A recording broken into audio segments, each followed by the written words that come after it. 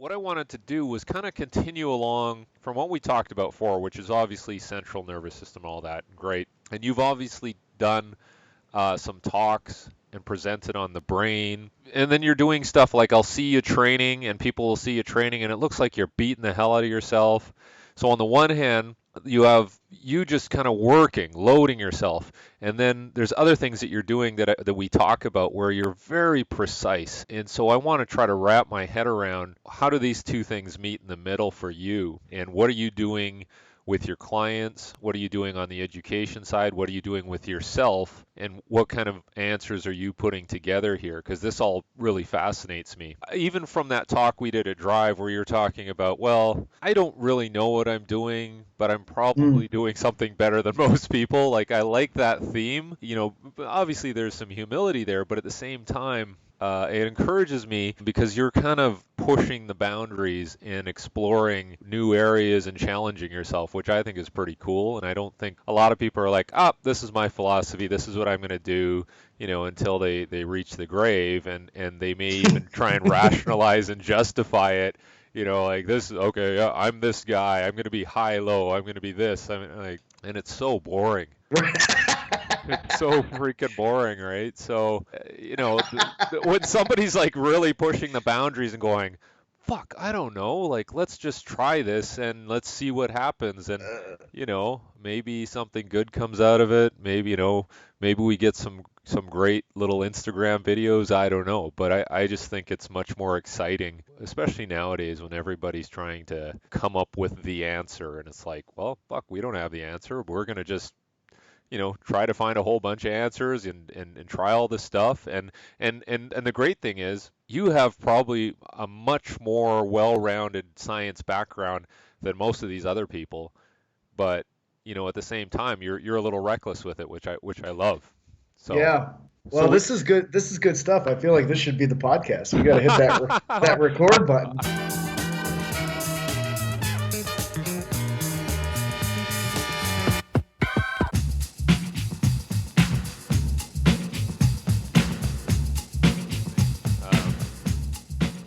I know, Pat, the last time we met, I was talking about, I had some issues with my hip and my back, and I know you were doing some pretty precise things with me, but at the same time, I know that when I would train, I had no problems. So when I pushed myself, when I was sprint or lift something heavy, I don't think I would ever have any issues, but it was more the downtime, the low times, walking around when I'd have problems. And when I watch you train, same sort of thing. You're pushing yourself.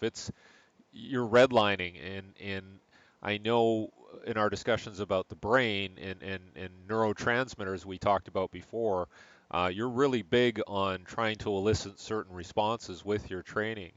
And when you're doing your talks and you're talking about the brain, it's not as simple as, we just got to tap into the brain or, use some sort of loose language around it. You're very precise about what you're trying to elicit, even though it might look like hammering people. Could you Yeah. explain more about that? Yeah, I'd be happy to. And this is an area where when I'm thinking about the brain, I try to think like what uses it might have. Like what is the purpose of having this thing? And pretty much everything it goes back to survival based mechanisms. Like a brain has to give me some advantage over an animal that doesn't have a brain in my ability to survive and reproduce on this planet. And you kind of go back into the history of how these things developed, and you could say that probably the first creature that would have like a proper brain would be a reptile of some sort. And we have these modern day reptiles existing around us to be able to know the extent of like what a primitive reptile's brain would have also been capable of doing. So the primitive reptile kind of brain has a lot of these hind brain structures, and the ones that I usually talk about are going to be the basal ganglia and the cerebellum, and to a certain degree, kind of like a hippocampus. But with a reptile, I usually just think of things like a basal ganglia and a cerebellum. And that reptile uses that brain to be able to just simply drive behaviors. There's like a stimulus, and that stimulus triggers the those parts of the brain to be able to identify that this event is happening, and a behavior is elicited. And really, reptiles lack like a proper cortex. They have kind of the beginnings of something along those lines, and but they're really unable to like predict uh, outcomes to the way that the mammals can.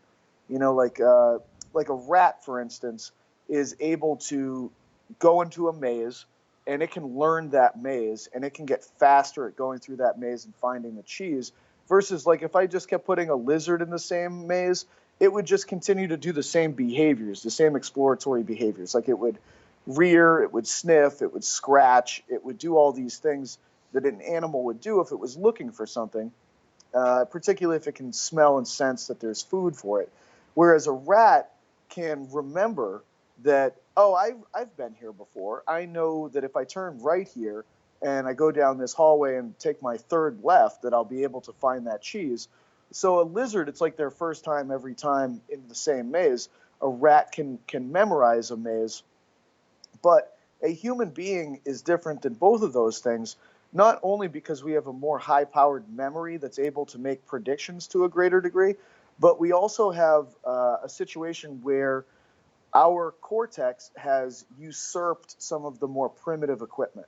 And like if I look at what causes the muscles of a rat to move, it would be the basal ganglia in large part sending wires down to the spine, and then those wires from the spine would go out to the muscles and command the muscles. Versus a human being uses the cortex. The cortex sends wires down to the hindbrain, and then the hindbrain sends wires down to the spine, and then the spine sends muscles out to the body. So I'm able to use my thinking brain, my memory and prediction brain, to actually command my muscles. So that's why if I kept putting a rat into a maze, it wouldn't, like if I put humans into a giant maze, they might eventually use their muscles to do things like build hang gliders to be able to go over the walls. Whereas rats aren't making little airplanes to be able to get to the cheese faster. A rat will still use all of the same primitive behaviors that a reptile will use, driven by a reptile's brain. A rat simply has a memory prediction motor or system put on top of an old school behavioral driving reptilian brain. It can't do any new different behaviors compared to a reptile, whereas the human can, simply because of the cortex's usurpation of the wiring for the motor system from a basal ganglia. So we're a different kind of animal. Like I don't think like other animals don't classify, or they don't rank how well they did their movements. You know what I mean? Like lions aren't sitting around being like, "Hey, did you see the way that Jimmy took down that gazelle today? That was unbelievable." But we're like, "Man, did you see that dunk that Russell Westbrook threw down last night? That was vicious." Like I can't even believe that, because we attach more like emotion or cognitive definitions on our movement than other animals do, because the cortex kind of has gotten all messed up with our movement system compared to other animals. It gives us this ability to be more creative and do more different kinds of movements than any other animal. But we've also developed emotional attachments to movement, as well as like these sort of cognitive biases towards certain things. So I think it's our greatest gift, but it's also kind of a problem. And Especially when we get injured, wouldn't you say? Like there's that oh yeah, emotional predictive attachment to injury now. it is huge. It is absolutely enormous. And as soon as you start sensing something that you remember as being problematic, you're putting yourself into a pattern, and you're just going ahead and you're probably, and that pattern is like a cognitive pattern, an emotional pattern, a motor pattern, a sensory pattern, a conscious pattern, and an unconscious pattern. So it's all wrapped up like that. Those are all the functions that a brain does. but it's hard to escape that. And so it's kind of like anytime I get somebody that's hurting or having problems, I need you to feel something new and different, something that you have not been feeling. And again, like where we've talked before is kind of like this serotonin dominant brain is the feeling side of the brain. It's the much more dominant one from a sensory perspective. I need you to be right here with me right now. I need you to notice the way that you're breathing while you're doing this activity. I need you to learn your body. I need you to learn that if your hip moves in this direction, that's an adductor that's responsible muscularly for causing that movement. I need you to feel the way that while you're holding that adductor and you're exhaling, how that impacts a rib cage in that positioning and what that does muscularly to your system. And as soon as you're able to feel new things and learn new things about your body, I think I'm tapping into that part of your brain that I look at as just like your heavy sensory system. Versus training, I don't want you to be all that sensory. I want you to be just going for it, like not feeling much of anything, uh, chasing those external cues and drivers and distances and numbers, not being very thoughtful or cognizant at all, like just being very much animalistic about things. And maybe that's why a lot of the time when you just get into a group mentality and you have guys around you and you're kind of pushing each other and there's a lot of yelling and screaming, and the training isn't that scientific or whatever you want to call it, or structured, maybe they can still get good results based on that, group mentality and almost hysteria around it, and they're not thinking, right? Yeah, well, I mean, we talked about hunting before, Yeah. and that's I look at a lot of it as just going back to those kinds of concepts of like, you're probably always going to see performance increase in those environments when you have other people pushing you and you've kind of got this communal physical effort taking place. You can't let those people down. Like the whole tribe's ability to survive probably depends on that. Um, and really, like you can say I'm so curious about human evolution and going back and studying our ancestors and what differentiated Homo sapien even from Neanderthal and other archaic human species. And it does seem to be that cultural thing that we've got going on for each other with our own with our species, where we share information, and as soon as that information is shared and people know about it, like uh, things change dramatically, more dramatically than any other component. Like I look at even like within the strength world, because that's still kind of primarily where I live. You get all these Instagram videos of people that do these ridiculously impressive things. And it's almost like, man, I didn't even think that was humanly possible. But now I saw that guy do that. And now, well, I want to do that. I think I can beat that guy. He's not like, he doesn't impress me that much. But you start, like, the numbers are going crazy. Like in strongman, you get guys just posting their workouts on a daily basis, and you see someone do something that, if you took some of the guys now and put them into early 2000s strongman, I mean, it wouldn't even be a contest. Like they would blow those guys away so badly, it would be a joke. So you're just seeing these feats of physical performance that nobody thought possible, but nobody was watching guys in and day out back then. So it might be different with sprinting because it's kind of on display. Like Yeah. when it comes to the Olympics and who can run faster than anyone else in the world, like, hey, we're going to put these guys right against each other and we're going to see it. But in other worlds, like in other realms of fitness demonstration, like you don't get to see it as frequently. So people are around the world, more people are getting exposed to these things, and you're starting to see people do things that you thought were impossible years ago. But is it like the 4 minute mile, Roger Bannister, like he broke the 4 minute mile and then the floodgates open? That's exactly what it is. Yeah. It's kind of like the 1,000-pound deadlift used to be like, that's impossible, or and now you just have people doing that left and right, you know. What's going on in the brain, in your opinion? What are the factors that are allowing this to happen? So I just look at the training brain as being the dopamine brain.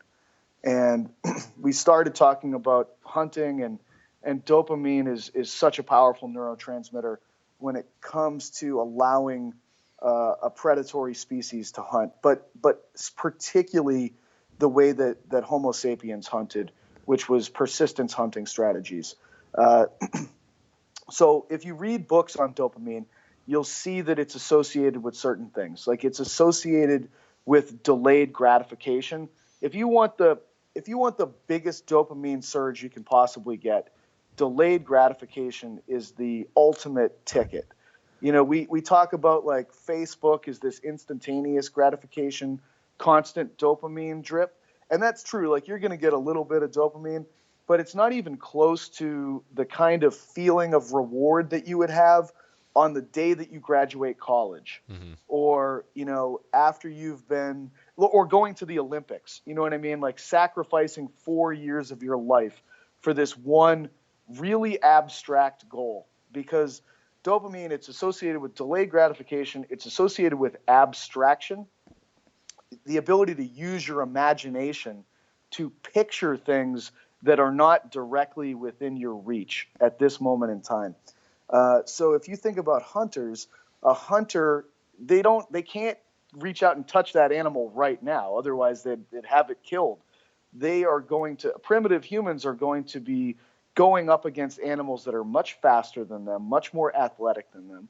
So the strategy that we came up with was that we're going to chase these large athletic quadrupeds in the midday of the African heat. And if I make a quadruped gallop, it will overheat in that condition. It doesn't have the same heat dissipation mechanisms that I do, but it's probably going to take a few hours to get to that point. So I'm going to start chasing it. It's going to gallop away at a rate that's much faster than what any of us can run at.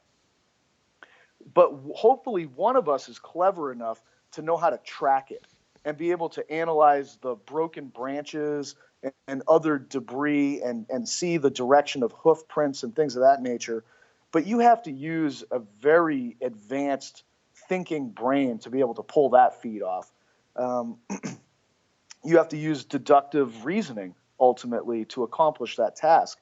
And so we have to deal with heat. We have to delay our gratification. We have to persist. And it's kind of like you're going to be incredibly uncomfortable, but you have to continue on. You have to chase this prize. Um, so I look at it the same way with training in many ways. It's the big hunt. Like it's just a different chase in many ways. Like you have to train for this thing that's way out in the future. Like no other animal could imagine doing these things today because I want to be faster or bigger and stronger for 3 months from now. Like cheetahs don't have preseason training so that they're better at catching gazelles. Uh, we're the only animal that does things like that. Do you set training up then, knowing that you have to have this delayed gratification process where you're going, okay, we're going to have a competition, we're going to have a test, we're going to have something in the distance that they're keeping their eye on as part of this whole process, and understanding that what I'm doing today is going to work towards me getting that gratification later on? I think it's 100% a critical component of setting up a good training plan. I think good storytelling fits into it too, to tell you the truth. Like uh, when some of the other, I think dopamine is just unbelievably fascinating. It goes in a million directions, but religion is a highly dopaminergic concept. The fact that you are going through your whole life and behaving in a specific way so that after you're dead, you can go someplace else that's better. It's the ultimate delayed gratification thing that we've been using for thousands of years to regulate people's behaviors in many ways. So you can significantly alter behavioral characteristics if someone believes that the prize that's out there is big enough. So it's kind of like I need to create this allure for you. And maybe I give you history lessons in how important this is. And I tell you about like the past heroes that have done these remarkable things and they've sacrificed so much to attain this level of like being almost immortal. And I think that those are the things that really motivate human beings to do the impossible. Well, think about So Christmas too. Like my kids are like, "Hey, there's 10 yeah, more days to Christmas. There's, 5 more days to Christmas." And that's a dopamine, you know. Uh, it's huge. Yeah, I mean, Christmas is actually a perfect example. Yeah, I mean, I know a lot of parents that like even in the summer they're like, "Hey, would Santa approve of what you're doing right now?" And you can significantly alter behavior. Like ultimately, I started kind of talking about like a brain's purpose is survival, and the biggest thing that you can do to change your survival potential is behavior. Uh, and and for driving someone towards fitness, the biggest part of the game is behavior modification. It really is when you get down to it. But why would I change my behavior? Like I need to sell you a big story mhm. so that you want that more than anything you could possibly imagine. Yeah, and to some degree, your religion analogy, it kind of integrates with what people are doing with exercise and training because they almost treat it like a religion, like I'm doing this and this is the way I train and don't you even question it, to some Yeah, degree. yeah, I think that's a great point too. Now we had talked about, the dopamine issue, and I've done, sensory deprivation float tanks. Hmm. And I'm thinking, well, I'm supposed to calm down, but sometimes I'll get out of those things thinking, whoa, I'm amped up. What's going on there? Yeah, again, like sensory, like I look at the brain as two sides to the same coin. And on one side of the coin, I've got this dopamine system, and on the other side of the coin, I have this serotonin norepinephrine system. And the more that I remove sensory information going to your brain, the more I'm going to allow the dopamine system to amplify itself and become more and more pronounced. And a sensory deprivation tank, if you look at the literature on the neurotransmitter responses to that, almost nothing will increase dopamine levels more than a sensory deprivation tank, which makes perfect sense because it's literally depriving you of your sensory information. And very similar to sleep, sleep and dopamine are highly tied together. When people aren't getting enough sleep, their dopamine levels go in the toilet, and they experience anhedonia and depression, and there's no motivation to do anything. And part of that is that while you're asleep, you're cutting off all the sensory information going back to your brain, and your brain is sort of cutting off the motor responses as well, so that you don't act out your dreams. But it's creating a situation where like dopamine is also associated in a lot of ways with psychosis, and and dreaming in many ways is very insane. Like you're imagining these things taking place. There's nothing happening, but your brain is creating these vivid pictures of imaginary worlds with strange colors and noises and plots, and you can fly and all this sort of stuff. But it's an unconstrained dopamine brain that has no sensory information going to it, and it's absolutely critical for regulating your neurotransmitter levels, and probably one of the reasons why, if you're not getting consistent solid sleep with athletes, there's very few things that will have them tank faster than that. They're gonna be flat. They're not gonna be motivated.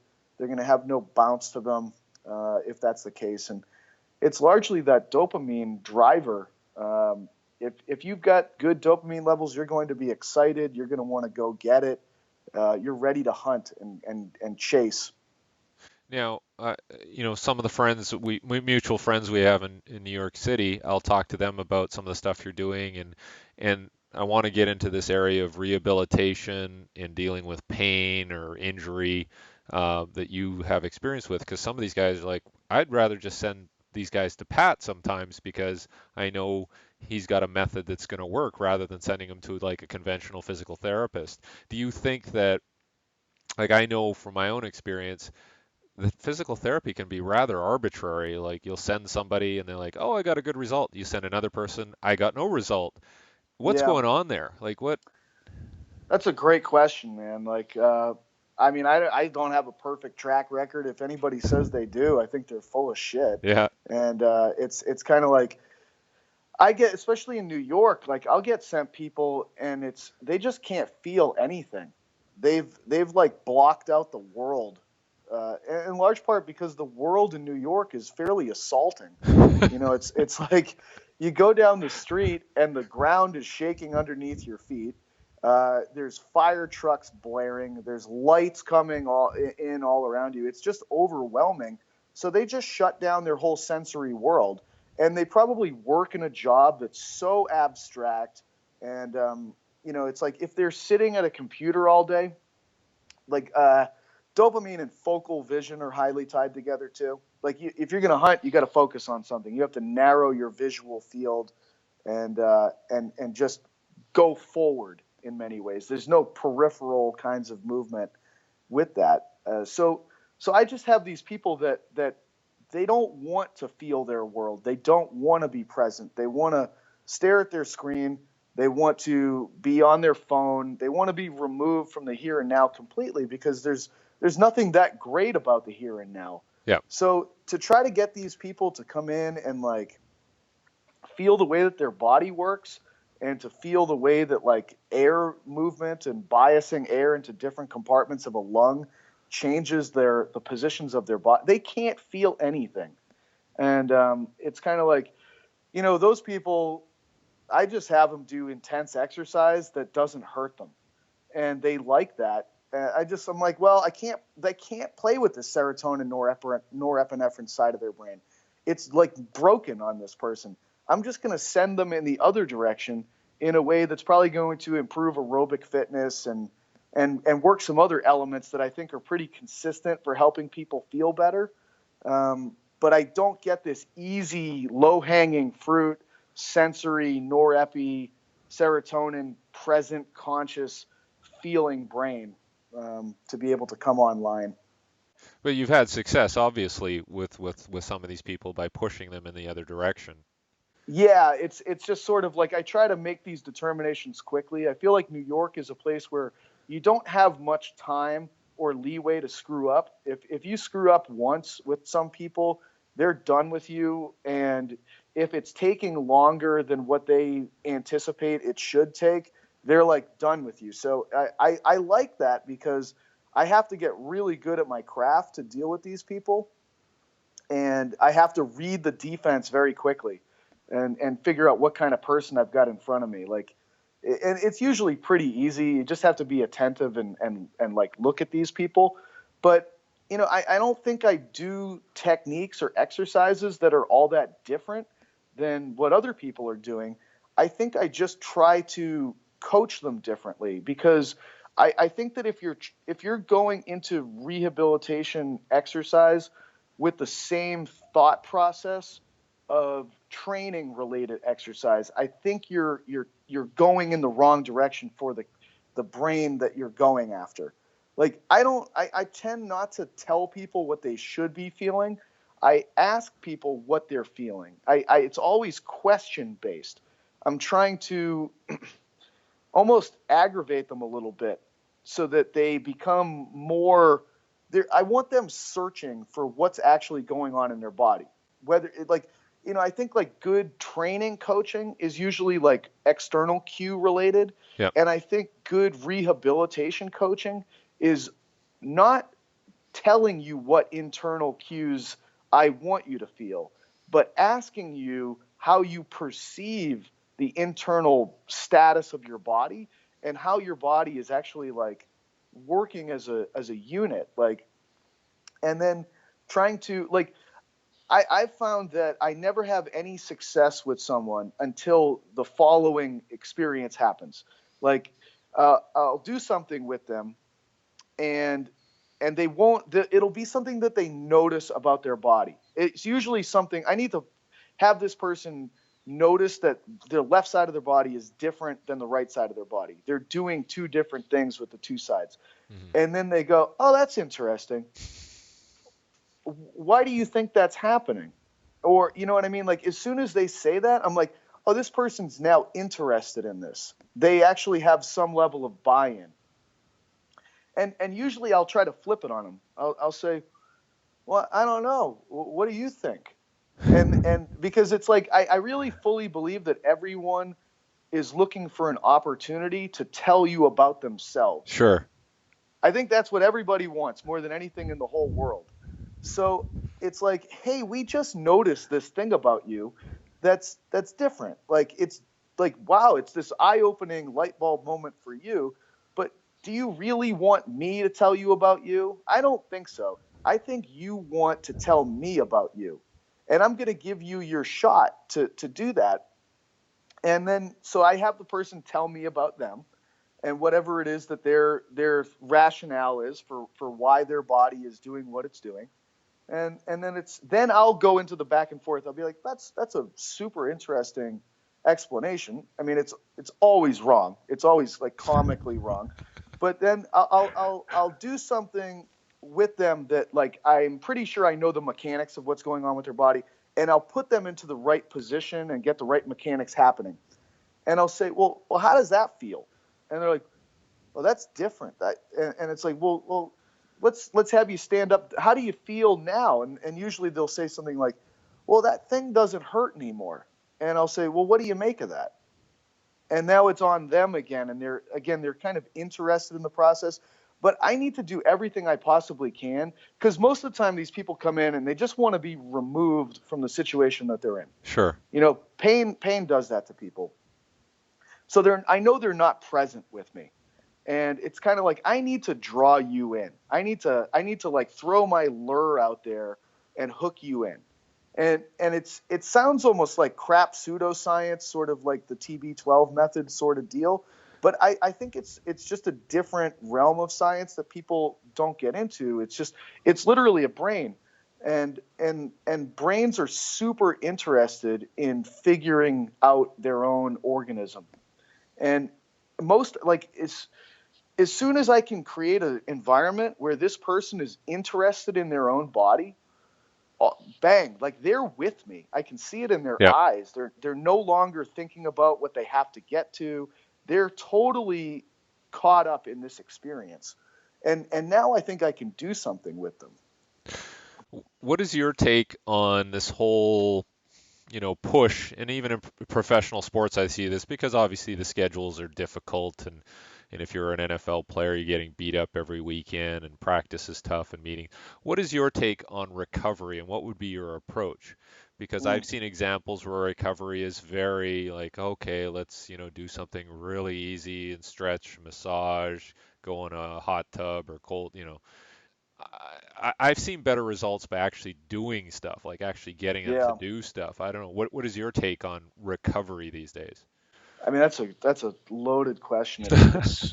I think it depends on your age for the athlete. Like, I think that when you're talking about younger athletes, it's like when, like, inflammation drives a lot of really good adaptations in a body, and I'm looking for those younger athletes to make those kinds of adaptations. And with the older athletes, it seems as though if I can reduce inflammation, I'll oftentimes see good performance. And I mean, I just notice it in myself. Like, there's very few days where things don't ache. And if I can just do certain things that reduce that level of aching in those typical spots, I perform way better. And I know that for me, like, some hydrotherapy just does wonders. And probably because I can feel my body. You know Hmm. what I mean? Like, I can feel my hips and my knees and my ankles. It's just much easier for me to feel things with that surrounding water touching me. So I do think that there's a level of difference where with your younger athletes, more active things might be really good, like just promoting a little bit of that acute inflammation for kind of like a hormetic response that can just cause the body to kick all of its repair mechanisms on. Whereas with the older athlete, it might be a little bit more where you need some more external things and some more passive things to give them a break. But, where I tend to go back to is like, I don't like to make guesswork things on things. And really, like the presentation I did down in Texas this past weekend was my version of like trying to give a model for biomechanics for people to hold on to and grasp. Hmm. So I based it on the fact that there's three cardinal planes that you can move through. And I also look at it as though there's three primary athletic stances or that people present themselves in. And I look at those stances as being bilateral symmetrical, Hmm. the feet next to each other, Yep. asymmetrical staggered front back, which you could think of as from an exercise perspective as anything like a lunge forward, and then asymmetrically lateral staggered, which if you're thinking from an exercise standpoint, like a lateral lunge. But then within those stances, I want to show competency in the three planes. And I just tried to do my best to create like a checklist that people can follow to determine if the person that they're working with is able to demonstrate, sagittal plane competencies in asymmetrical front back staggered stance. And like, how would I know those things? And so that I divide those competencies into sensory competencies and motor competencies.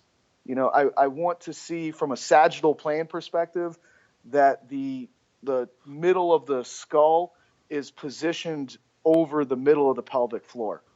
And from a motor competency or from a sensory competency standpoint, the big sagittal plane muscles that I really care about are hamstrings and abdominals. Hmm. I want to see that your body looks like it's lined up the way that it should be lined up in this position, and that you're finding and feeling the right muscles to support this position that you're in.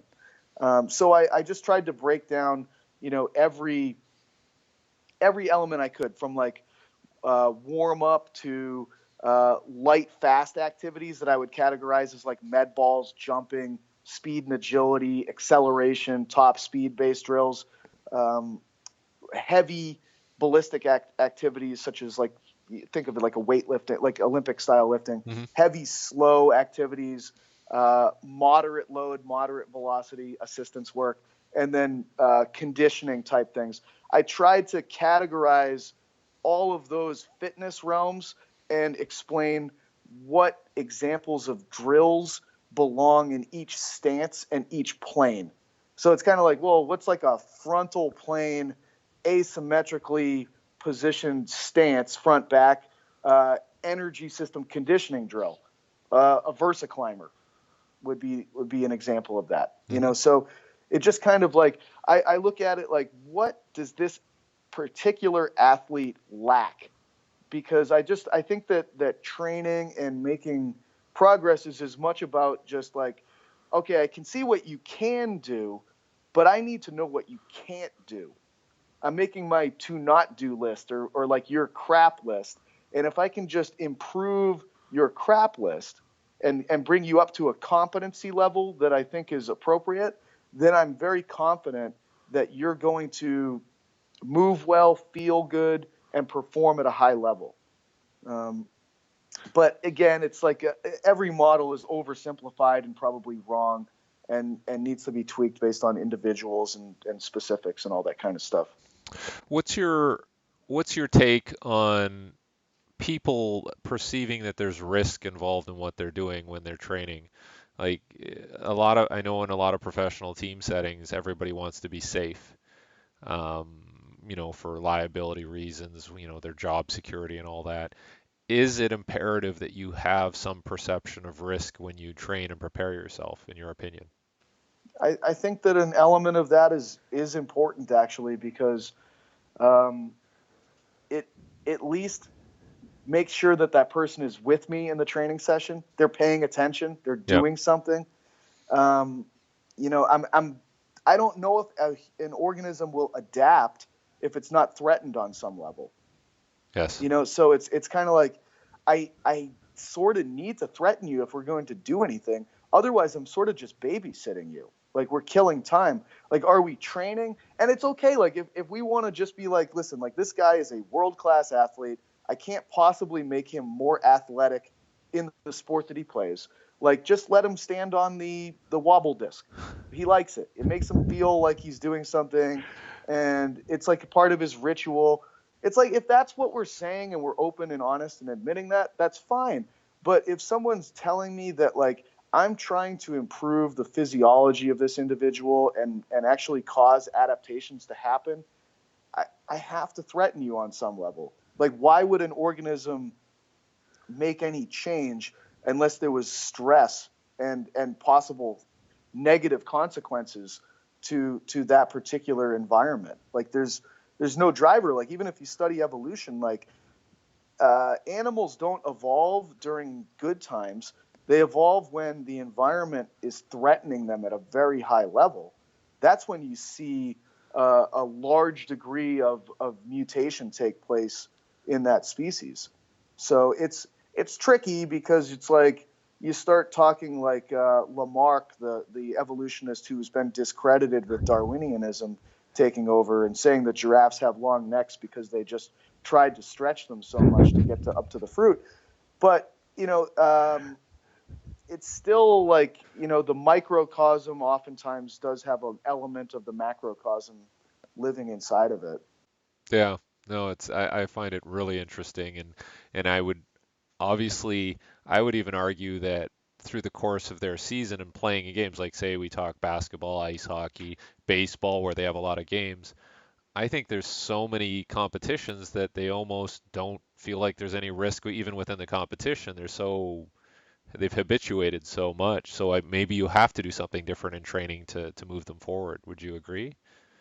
Yeah, well, there's an element of like, in many ways, dopamine is a habituation based chemical. It's like when you study habit formation stuff, you better be ready to study dopamine.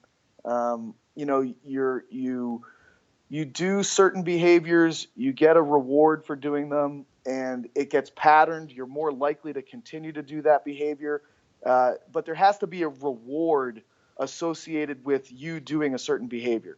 So as soon as the word reward comes into play, it's 100% you're talking about dopamine again. Hmm. So you're going to just neuroplastically kind of remodel your system to continue to do the same habitual behaviors if you felt like there was a reward there. So it's kind of like and then the next time if you keep doing those things, you get to the point where it's like you aren't conscious of it anymore. And you are just going through the motions, and it's very efficient and streamlined and all that kind of stuff. And I don't think that's necessarily a terrible place to be, but sometimes it's good until it's not good, if that makes sense. Like, keep running unconscious as long as you can until there's a problem. But when there's a problem, I'm going to all of a sudden need to make you aware of why that problem is happening. It's like with athletes as they age. Like, I don't want to mess with you with anything until there's a problem. I just want to let your genetics just run wild and have fun and express itself. But at a certain point in every athlete's career, they're going to start having some like chronic pain problems. And now I kind of need to make you cognizant and like consciously aware of components of your body. And I might actually hurt performance in the short term by doing that. Like, the best way to screw with a golfer's swing is to ask them, like, hey, what do you think you're doing with your elbow during your backswing? And now they're focused on that, and it's going to be like, you're going to shank it all over the place.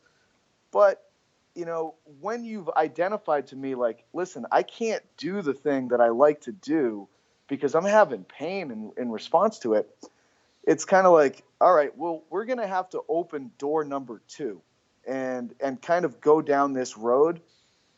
And eventually I want to be able to close this door and have you not think about this stuff.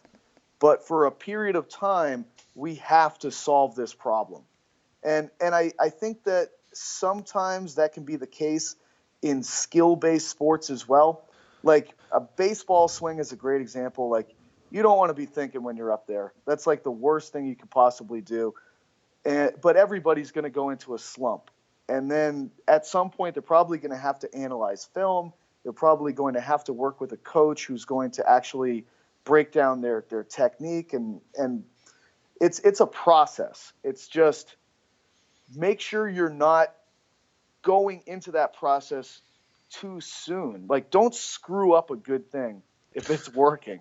Do you think some of these technical errors, whether it's the golf swing or the slump in hitting, is it a technical error? Is it something that is wrong with their technique, or is it something more general?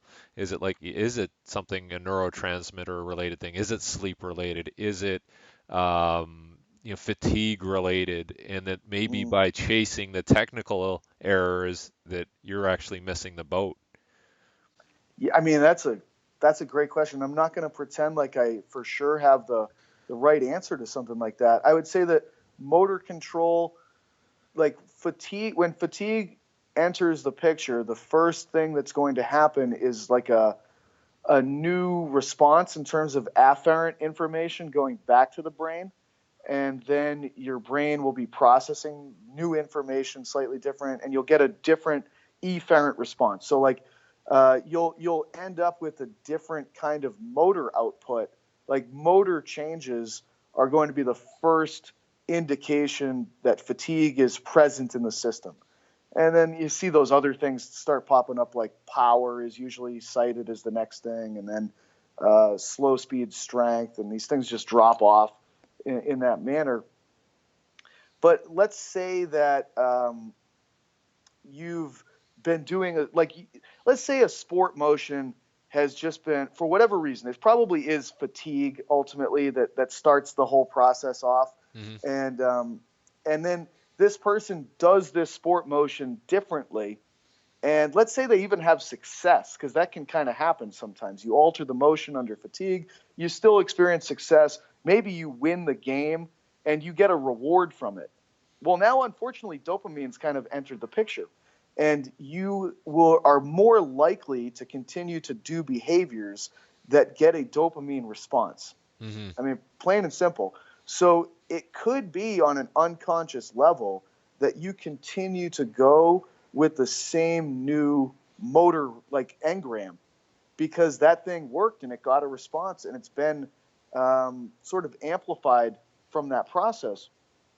Now, I don't know if that's correct or not. That's sort of what comes to my mind with this. Hmm. But at a certain point, I think it's fair to say that you can start seeing athletes on film demonstrating technical errors that are different. Like, let's take a look at this quarterback's throwing motion.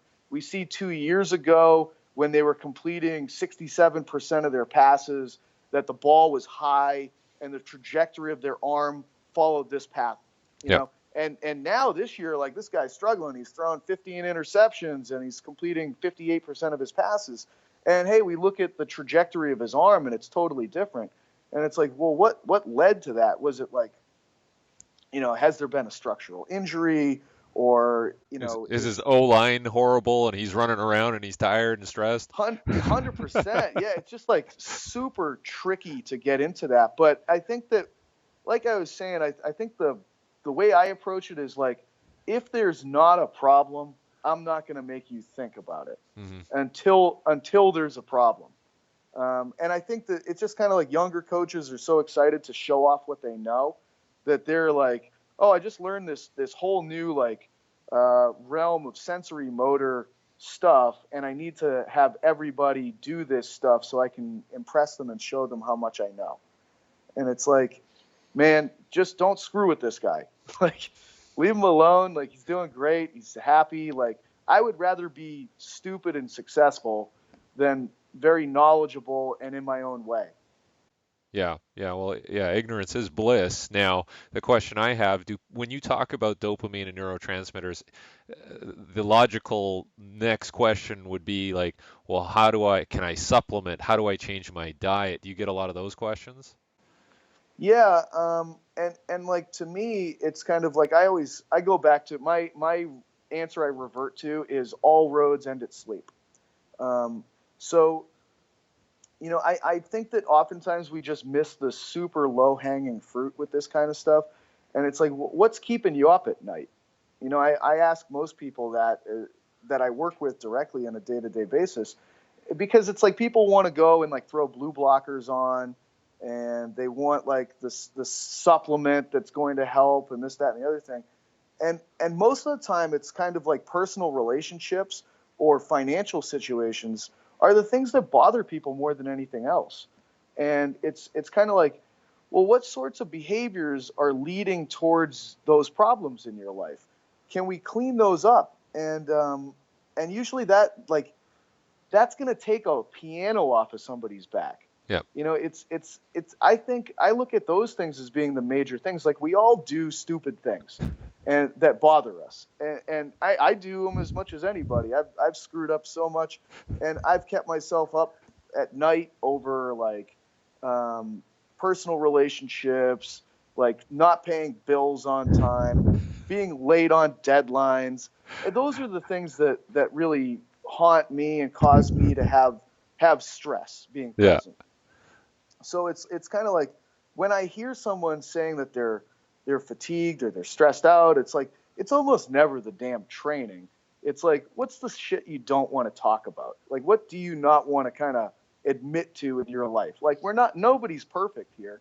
And I find that when people actually get a chance to talk about that stuff and feel like they're in an environment that they can trust somebody and then you can help them and they actually clear up those behaviors, man, like so many things start working out better for that person. Yeah.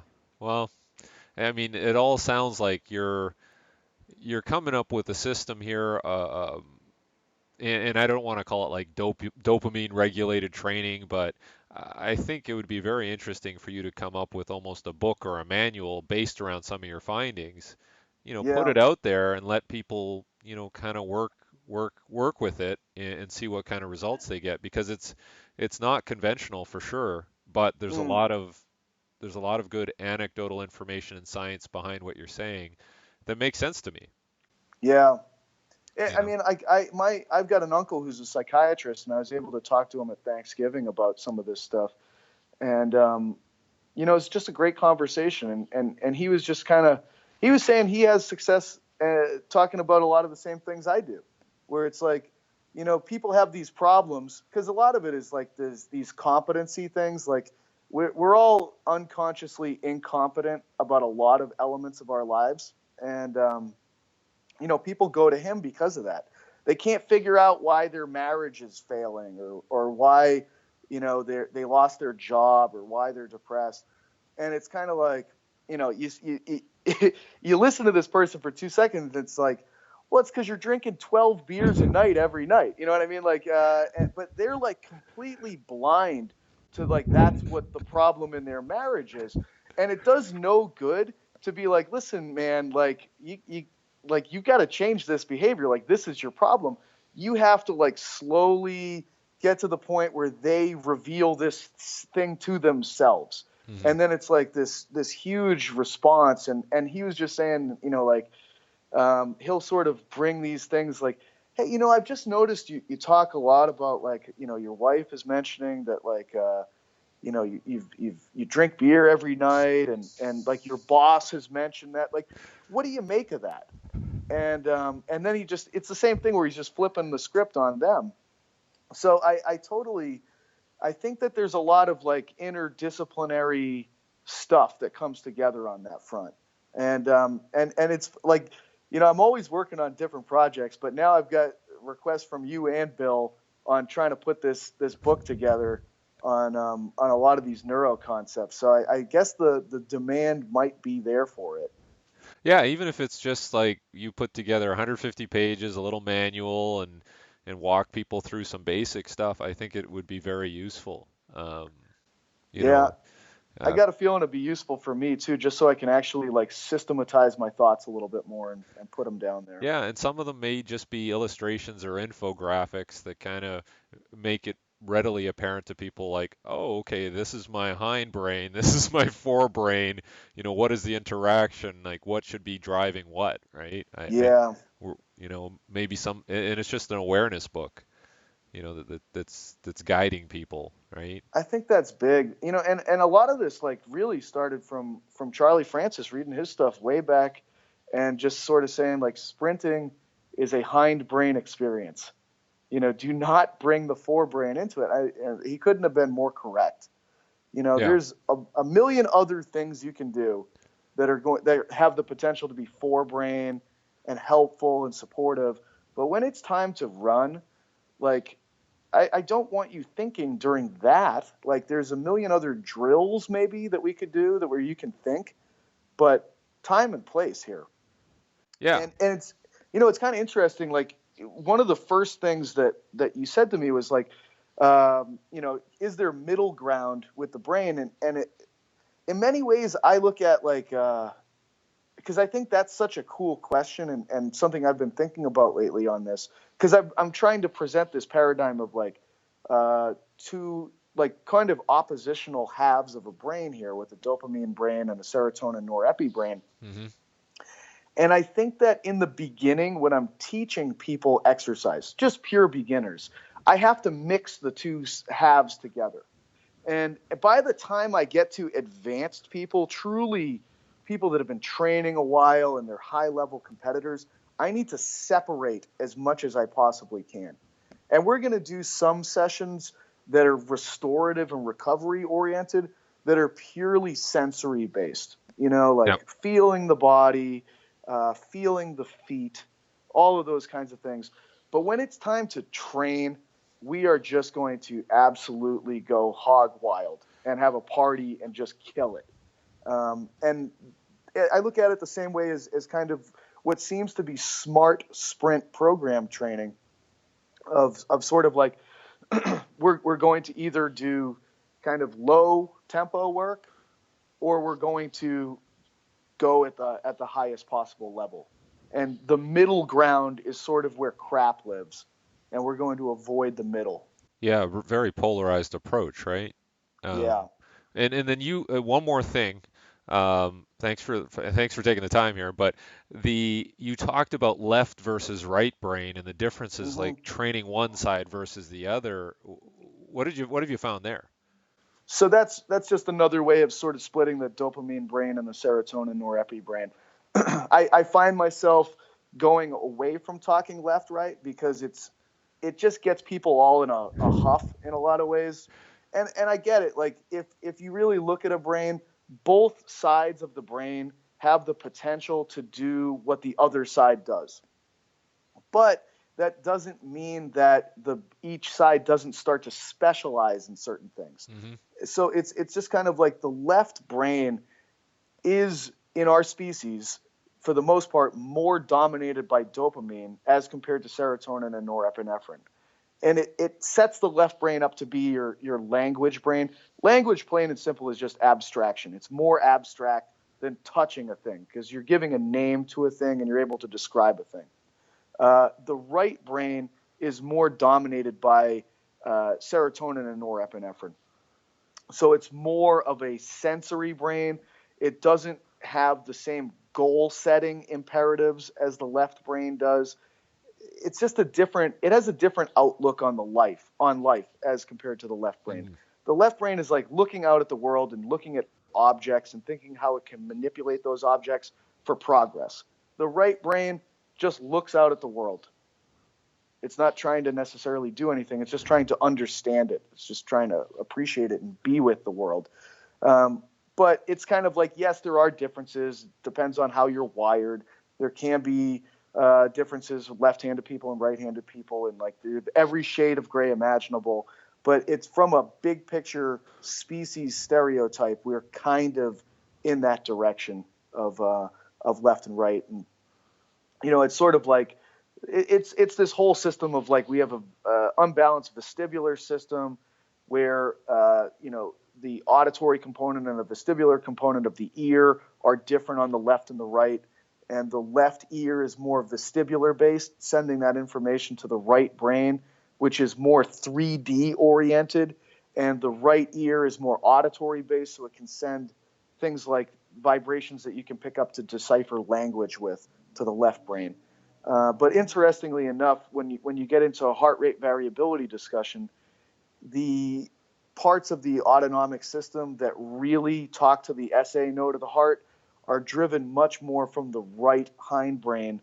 So it's like when I think about people that are heading in a bad direction from heart rate variability, I bet their sensory system is starting to get dropped off to a great degree. So if I want to improve that, I oftentimes think I have to go to those areas. I just don't want to make them too cognitive and conscious of their sports moves, so that I don't want to screw that stuff up with getting people to be too cerebral with thinking about their sports moves. Wow. Yeah, no, this is fascinating stuff. And yeah, I'll talk to Bill and we'll, provide some incentives for you to get this book out. So, because not many people are, let's just say nobody's really talking about this stuff. And I think anything we can do to help give you a platform or a stage, I think would be very, very interesting, very valuable. So. Yeah, I've kind of got my timeline for when I'm going to do this thing. Like I'm going to be presenting at Mike Ranfone's again in May. Okay. And then I'm going to be going down to Costa Rica with Ben House in June. And as soon as I get done with the stuff in June, I'm going to focus my attentions on trying to put that together. Okay, that would be great. And yeah, I got to get you out to Vancouver, do something out here too. So we'll talk I'd about be that. more than happy to. Yeah. Yeah, we got to get you on the Pacific Northwest and get people's brains thinking differently out here. So, but thanks again for your time. Every time I talk to you, Pat, my brain grows a little bit more. So that's good. And I don't know if it's the left side or the right side or the forebrain or the hindbrain, but something's growing there. Um, Well, hey Derek, it's always a pleasure, man. I really can't thank you enough. I love these times where we get to kind of talk shop and really get into this stuff too, because it's obvious. Like, it's amazing to me, like you've got such a incredible career behind you, and yet you're still, like, I feel like just as curious as someone just starting off. It's like you always return to a beginner's mind of questioning and curiosity and just loving it and enjoying the process. And there's just nowhere near enough of that in our field, while also yeah. being just a really great human being. Well, So that's the thing. Same thing for you, is this whole idea that I don't, the more that I know, the less that I know kind of thing, where you're like, mhm. well, it just, the more knowledge that I get, the more I start to question stuff that I did previously. And so, I think that's a good place to be, right? And maybe you and I in a university environment stifles that, right? So, Yeah, yeah, that's tough. but yeah, I hope to see you again soon. Hopefully, I'm back in New York in a couple of months, but we'll get together and talk some more. That'd be great. Okay. Thank you so much. Thanks for your time, Pat.